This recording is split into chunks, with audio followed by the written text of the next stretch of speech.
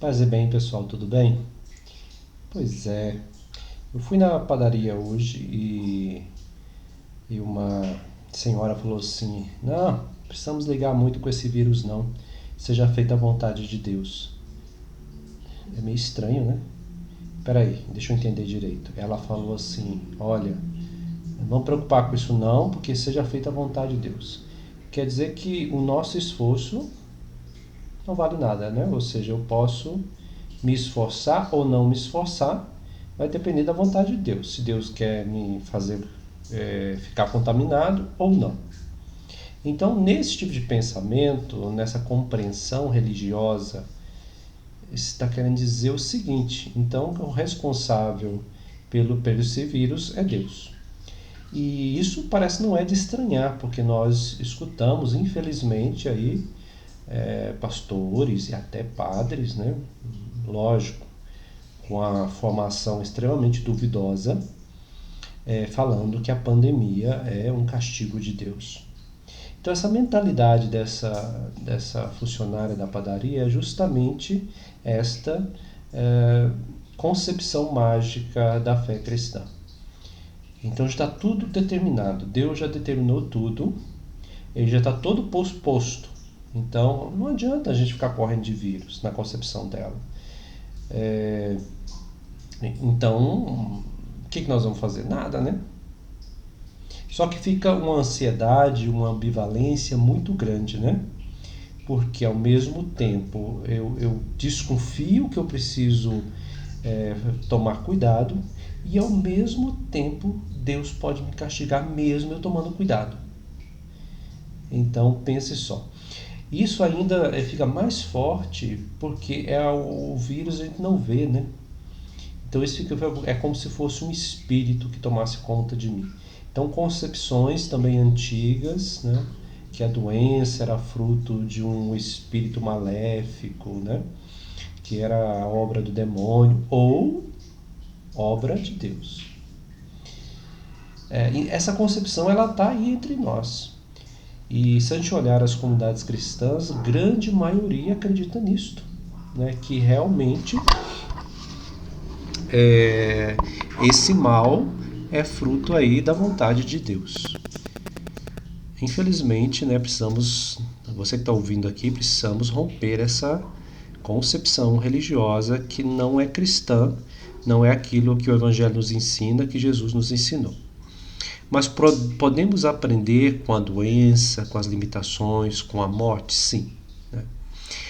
Aí a gente pode dizer assim para essa mulher que falou, né? Assim, olha, Deus não tem nada a ver com isso, não. Aí a pessoa assusta, né? Se a gente fala isso.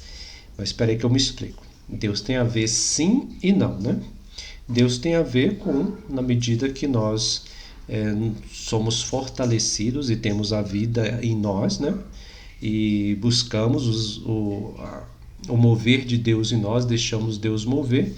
E então o que acontece? No sentido de abrir, usar a sua graça, nós encaramos todas as dificuldades da vida com outro olhar. E somos capazes, aí, a partir do Espírito de Deus, a ajudar o próximo. Ou seja, me proteger hoje, me proteger é proteger o outro. Então as ciências, né, a ciência aí nesse caso, todas as pesquisas, né, então nos ajuda a ter uma compreensão mais amadurecida. Nós chegamos um tempo, e graças a Deus que esse tempo chegou, apesar de tudo isso que eu falei, que ciência e fé, né, não estão mais tão desvinculadas assim. Antigamente era totalmente desvinculado, né? Mas ainda temos grupos, né, negando a pandemia, falando que isso tem nada a ver. Outras pessoas, outros grupos falando que é coisa de Deus. Até líderes religiosos, que de religiosos só tem um nome, né? Ou talvez a roupa. Mas que não é religioso, no sentido que nos liga a Deus, né? Então, neste momento, precisamos entender com a cabeça e com o coração o que é exatamente, né, essa visão cristã e como viver neste período que nos assusta, nos amedronta, e como nós devemos viver. A maioria das pessoas que eu escuto é assim, não, eu vou rezar para que Deus me livre disto. Bom, rezar com sinceridade sempre faz bem, né? Mas o rezar sempre é um compromisso com a vida. Então, se eu rezo, eu faço, né? É como o Pai Nosso, né? O Pai Nosso não é simplesmente uma oração, não é um feitiço de Harry Potter, mas é justamente, né? É um convite de Deus para que possamos viver a cada palavra que está ali no Pai Nosso. Então vamos refletir bem, tome cuidado, tá? Se você tinha um pensamento mágico ainda, né?